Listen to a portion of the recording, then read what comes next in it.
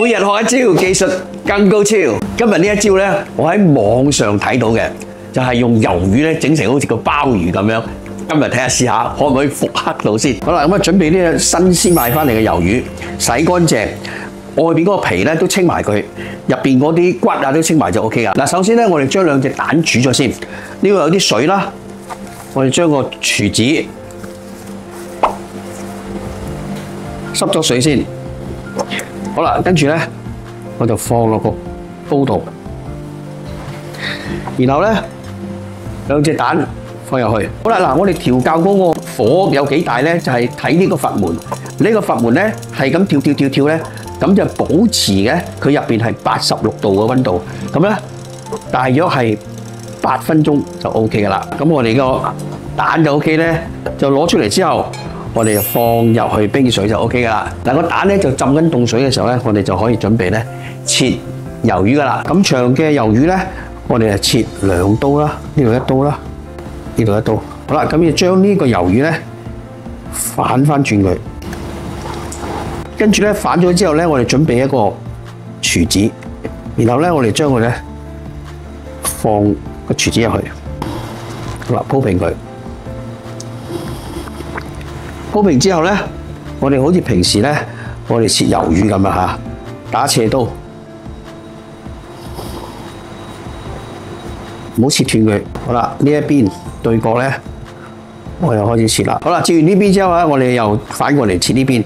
好啦，跟住咧一樣係咁，唔好切斷佢。嗱，水滾啦，我哋俾少少酒。嗱，跟住咧將魷魚放落去。咁啊，將啲魷魚放落之後咧，我哋咧就煮熟佢先。佢彎咗之後，我哋就可以攞出嚟噶啦。咁跟住咧，呢個太長咧，我哋將佢剪短少少。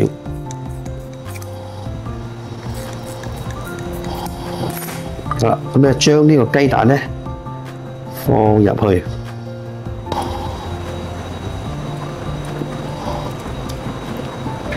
好啦，放咗入去之後，都有啲似一個鮑魚啊，真係成功嘅喎，都幾似呢個鮑魚啊！嗱，而家咧我再煮啲汁落去，睇下佢會唔會更加似鮑魚先。好啦，咁我哋俾少少油，呢度咧有啲薑啦、蒜啦，我哋爆爆佢先。嗰啲薑啊、蒜啊，嗰啲金黃色嘅時候，我哋俾少少酒，好，跟住加水，好啦，跟住咧我哋放啲鮑魚汁，少少鹽、糖、蠔油、老抽、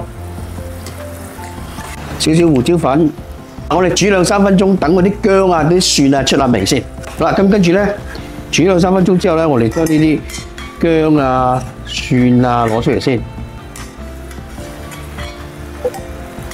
好啦，跟住我哋放翻個雞蛋落去，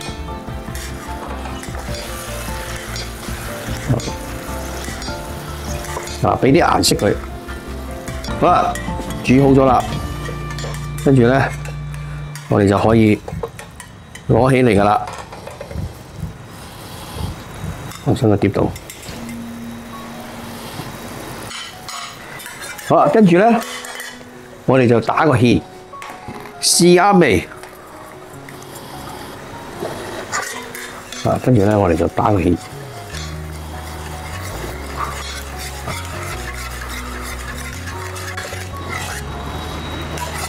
好啦，最後我哋俾翻啲麻油，好，完成。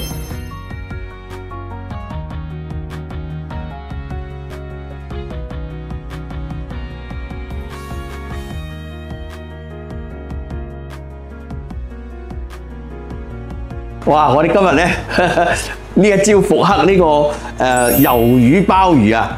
嗱，其實咧嗱，我第一次做啊，下一次做咧我就要買啲細啲嘅雞蛋，或者咧再買大條啲嘅魷魚啊。其實咧仲可以優化嘅，所以咧冇嘢係最好嘅，只有更好。今日呢一招咧好好玩喎，咁啊大家覺得好玩嘅點讚收藏同埋分享。